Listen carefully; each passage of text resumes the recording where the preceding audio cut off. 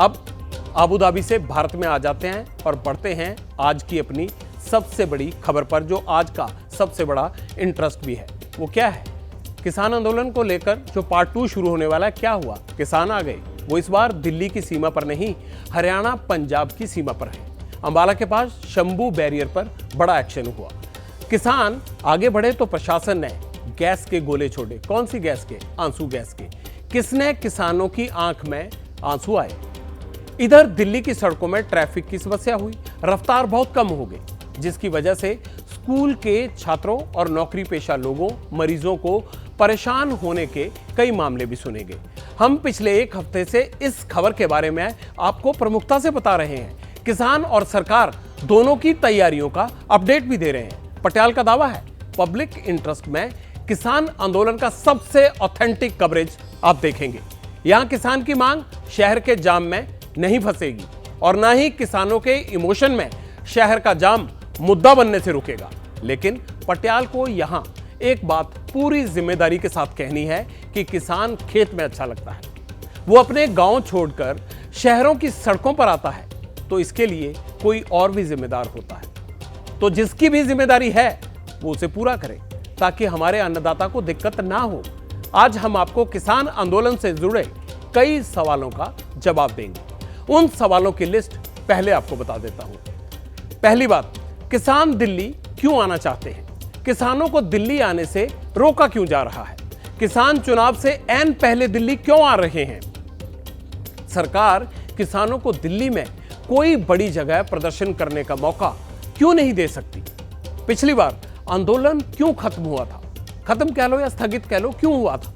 Part 1 जो था। इस दौरान क्या हुआ और अब किसानों को क्यों वापस लौटना पड़ा? क्यों आना पड़ रहा है दिल्ली? किसान और सरकार के बीच में अभी तक क्या बातचीत हुई है?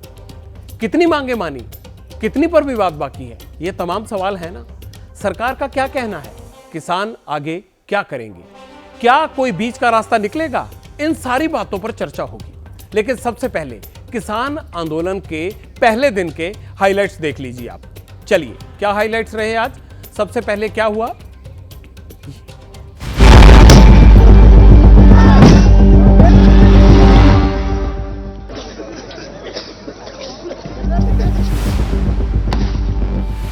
हरियाणा पुलिस की तरफ से टीयर गैस जो है वो इस्तेमाल की जा रही है। एजिटेशन तो लंबा चलेगा कि 6-6 महीने का राशन पानी सभी गाड़ियों में है। जितना भी देरी सरकार चलाना चाहती है, ये उतना देरी आंदोलन चलेगा भी, ये सरकार के पाले में है। जो मर्जी लगा लें, साडी भी तैयारी उदू फुल है जी। 100% फुल तैयारी उदू भी ज्यादा है जी साडी। सारे बैरीकेड पट के जावांगे आज। अपनी गलती छुपाने के लिए करते कि वहां तक ना पहुंचा जाए, लेकिन जाना तो है। ਧੱਕਾ ਖਰੜ ਵੀ ਧੱਕਾ ਕਰਨ ਡਿਆ। ਅਸੀਂ ਕੀ ਗੱਲ ਹਿੰਦੁਸਤਾਨ ਦੇ ਨਾਗਰਿਕ ਨਹੀਂ ਗਏ? ਕਿੱਥੋਂ ਦੇ? ਅਸੀਂ ਬਾਹਰ ਦੇ ਪਾਕਿਸਤਾਨ ਦੇ ਆ।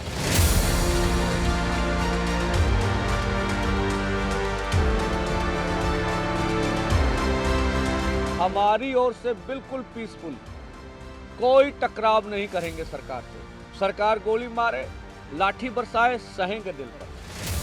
किसान तो नहीं पीछे हटेंगे। क्यों नहीं हटेंगे? किसान का कोई अंक का मामला नहीं है। किसान मरता क्या नहीं करता, उसकी मजबूरी है। जब कोई देना नहीं चाहते, लंबा समय 3 साल हो गया, जो मांगे मांगी थी उसके ऊपर कोई इम्प्लीमेंट नहीं हुआ, तो अभी क्या करेंगे? इसके अलावा कुछ और चारा भी तो नहीं है ना।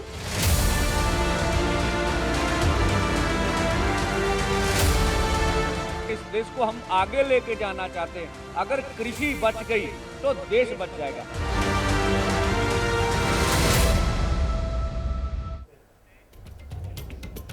किसान है और जवान है तभी देश है, तभी आप हैं, तभी मैं हूं। पब्लिक इंटरेस्ट में पटियाल के लिए किसान सिर्फ एक खबर नहीं है। किसानों से जुड़ी हर सच्ची और सटीक कवरेज की गारंटी मैं आपको देता हूं। किसान आंदोलन में सुबह से अब तक क्या हुआ, इसका एक एक वीडियो और उसकी गवाही दिखाता हूं। आज दिन भर शंभू बॉर्डर से रूह कंपाने वाली तस्वीरें आई। ये बॉर्डर दिल्ली आने के लिए हरियाणा और पंजाब को जोड़ता है। यहीं आज हजारों किसान जुटे। बात दोपहर करीब 12 बजे की है। दिल्ली कूच करने के लिए किसान जैसे ही आगे बढ़े, हरियाणा की तरफ से सिक्योरिटी फोर्सेज ने टीयर गैस के गोले बरसाने शुरू कर दिए उनको रोकने के लिए। कई गोले तो किसानों की भीड़ में भी गिरे, जोरदार धमाके होने लगे, किसानों को सड़क खाली करनी पड़ी, वो खेतों की तरफ भागे, खेतों में शरण लेनी पड़ी उनको। वैसे खेत तो उनकी हमेशा की शरण होता है, वैसे खेत किसान की पहचान है, किसान खेत में ही अच्छे लगते हैं। लेकिन यहां भी सिस्टम को किसान पसंद नहीं आए। घूमते हुए टीयर गैस के लिए ड्रोन का इस्तेमाल हुआ, ड्रोन उड़ाए गए, खेतों में खड़े किसानों की टोलियों को टारगेट किया गया ताकि किसानों को वहां से खदेड़ा जा सके। इतना ही नहीं, चुन चुनकर किसानों को निशाना बनाया गया। टीयर गैस के शेल खेतों में फटे, खेत धुआं धुआं हो गए, किसानों का दम घुटने लगा, लेकिन हिम्मत नहीं टूटी, किसानों ने फिर भी मोर्चा संभाले रखा। ये देखिए तस्वीरें देख रहे हैं हम, हर तस्वीर आपको दिखा रहे हैं, ये शंभू बॉर्डर की तस्वीरें हैं और इन तस्वीरों में संघर्ष दिख रहा है। पुलिस अपना काम कर रही है और किसान अपना काम कर रहे हैं, लेकिन पब्लिक इंटरेस्ट में ध्यान ये भी रखना चाहिए कि किसानों को रोकने के लिए जो जवान तैनात हैं वो भी किसानों की ही संतान हैं, उनमें से बहुत सारे किसानों के ही बेटे होंगे, अब वर्दी में हैं इसलिए फर्ज निभा रहे हैं। बहरहाल लौटकर अब उन मुद्दों पर आता हूं, मैं उन सवालों पर आता हूं जिनकी चर्चा थोड़ी देर पहले आपसे मैं कर रहा था, वो सवाल जिनके जवाब आप जानना चाहते हैं या आपके मन में होंगे।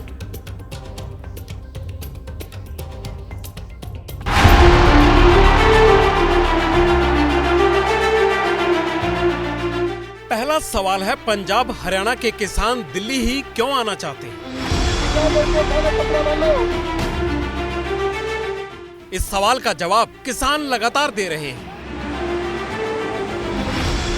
वो ये कह चुके हैं कि दिल्ली तक हमारी आवाज पहुंच नहीं पाती। पंजाब में रेलवे ट्रैक पर धरने देकर देख लिए, किसानों ने राज्य सरकार तक अपनी बातें पहुंचाई, सरकारी नुमाइंदों के साथ मीटिंग्स भी हो गई, लेकिन हमारी एमएसपी वाली मांग पर कोई वादा नहीं किया गया। उनकी हमारे साथ की हुई कमिटमेंट्स हैं जो, उन्हीं के लिए जा रहे हैं कि भाई हमारी ये कमिटमेंट्स हैं, इनको पूरा करो। अगर वो हमारे साथ की हुई कमिटमेंट्स को भी पूरा नहीं करेंगे तो फिर हम अलग अलग तरह से डिमांड चार्ट देकर भी हमने प्रयास किया, लेकिन वो भी नहीं हुआ। तो आज किसान की मजबूरी बनी, उसने ये सोचा कि चुनाव लड़ो, वायदे करो, बाद में लागू ना करो। उनका ये क्लियर हो गया, उनके अंदर की बात है कि आंदोलन हो रहा है, लोगों से एक बार वायदा कर लो, आंदोलन उठवा दो, फिर मतलब उनकी बात मानने से इनकार कर दो। ये हुआ हमारे साथ। पंजाब में 6 फरवरी से लेकर 10 फरवरी तक भारतीय किसान यूनियन उग्राहां की तरफ से धरने दिए गए। मांग यही थी कि फसलों के दाम स्वामीनाथन आयोग की रिपोर्ट के मुताबिक दिए जाएं। किसानों का कर्ज पूरी तरह माफ हो, 10,000 रुपए महीना पेंशन भी मिले। जब तक कोई समाधान नहीं हो पाता तब तक पंजाब के 2 गैर राजनीतिक संगठन संयुक्त किसान मोर्चा और किसान मजदूर संघर्ष समिति की तरफ से दिल्ली चलो की कॉल दी गई। इन दोनों ग्रुप्स को जगजीत सिंह डल्लेवाल और सरवन सिंह पंधेर लीड कर रहे हैं। 50 किसान मजदूर ग्रुप का सपोर्ट है, लेकिन दावा है कि 500 से ज्यादा छोटे बड़े संगठन जुड़े हुए हैं। बात तो केंद्र सरकार दिल्ली से यहाँ आकर कर रही है, 2 बार बातचीत हो चुकी है और आगे भी वो बातचीत करने के लिए मना नहीं कर रहे हैं, लेकिन फिर भी ये दिल्ली जाने के लिए अड़े हुए हैं। तो वो समझ से परे की बात है कि किस लिए दिल्ली जाना चाहते हैं। ऐसा लगता है कि इनका मकसद कुछ और है। हम शांति भंग नहीं होने देंगे और मेरा तो इनको ये कहना है कि ये अपनी कॉल को विड्रॉ करें। किसान नेताओं का कहना है कि सरकार उनकी मांगों पर दावे और वादे तो बहुत देती है, लेकिन कागज पर लिखकर कुछ भी नहीं दिया जाता। इसीलिए बार बार सरकार का दरवाजा खटखटाना पड़ रहा है और दिल्ली इसी वजह से आना पड़ रहा है।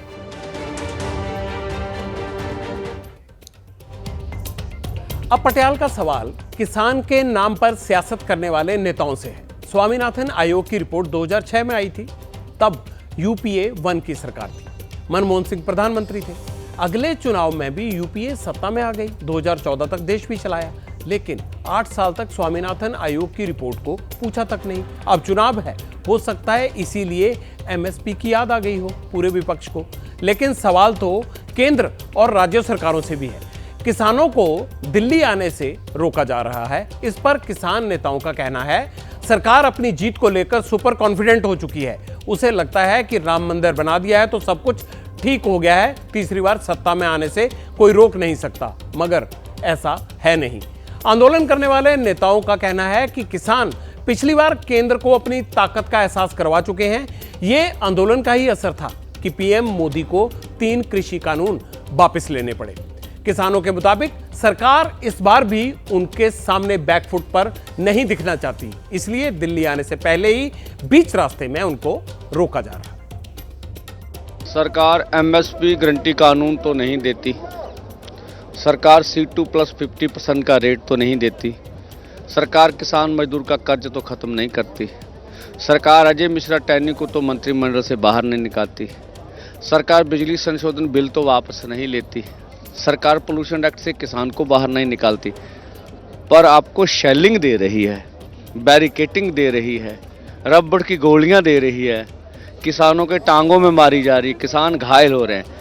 अब देश निर्णय करेगा अब इस तरह की सरकार हमें चाहिए कि नहीं चाहिए।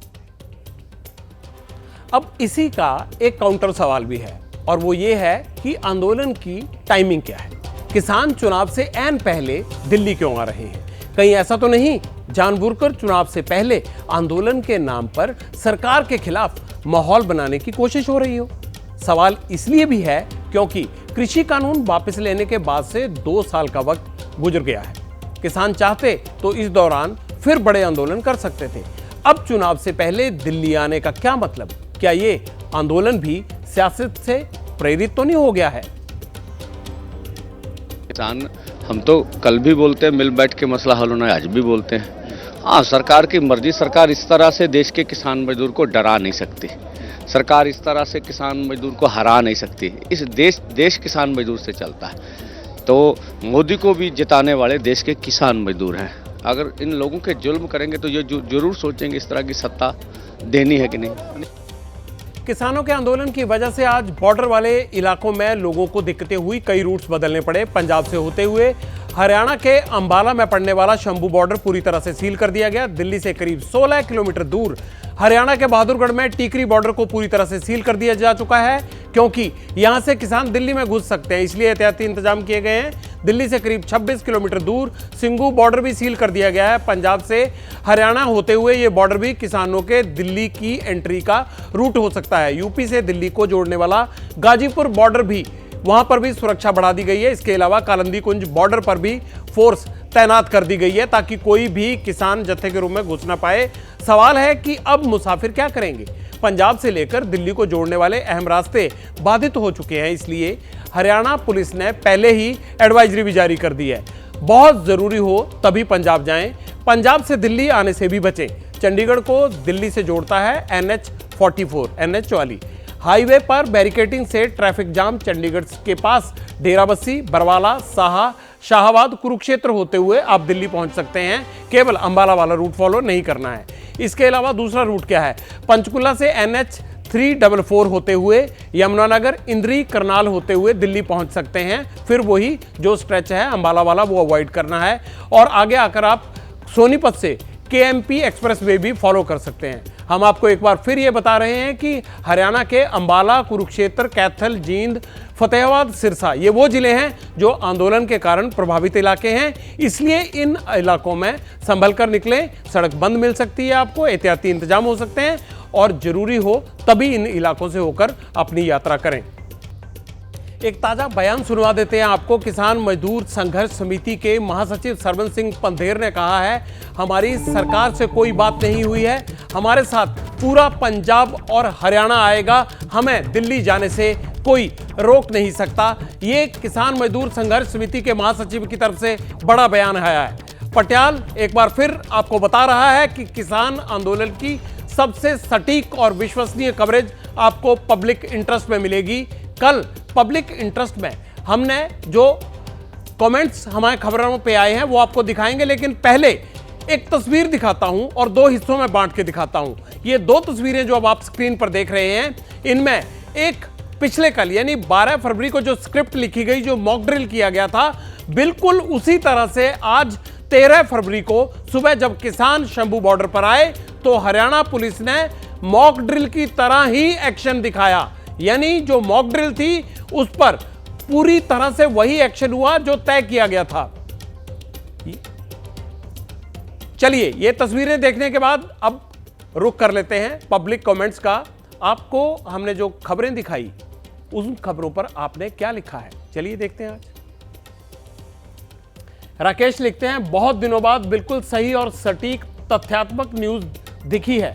पब्लिक के मुद्दे पर बात हुई, वरना आजकल तो हर चैनल पर न्यूज नहीं सरकार का प्रचार चलता है। मीडिया को गवर्नमेंट की गलतियों पर क्रिटिसाइज करना चाहिए, वो तो उसे ही छिपाने पर लगी है। राकेश जी आपका गिला सही है, हम गिला दूर करने की कोशिश कर रहे हैं, तथ्यात्मक रिपोर्ट ही दिखाते हैं। ग्रीष्म उनके लिखते हैं, कास्टेड वोट का नाजायज फायदा उठाया जाता है। वोटर को केवल वोट देने तक अधिकार है, उनके वोट से वो मंत्री संतरी बनकर दूसरी पार्टी में शिफ्ट कर करोड़ों का फायदा उठाएं, लेकिन वोट देने वाले को बोलने, अपना पक्ष रखने का अधिकार नहीं। ये दल बदल के जो हमने खबर दिखाई थी उसकी बात है। पब्लिक इंटरेस्ट में आज इतना ही। कल रात फिर आपसे मुलाकात होगी 9 बजे, लेकिन खबरों का सिलसिला लगातार जारी है। आप बने रहिएगा एबीपी न्यूज़ पर। शुभ रात्रि।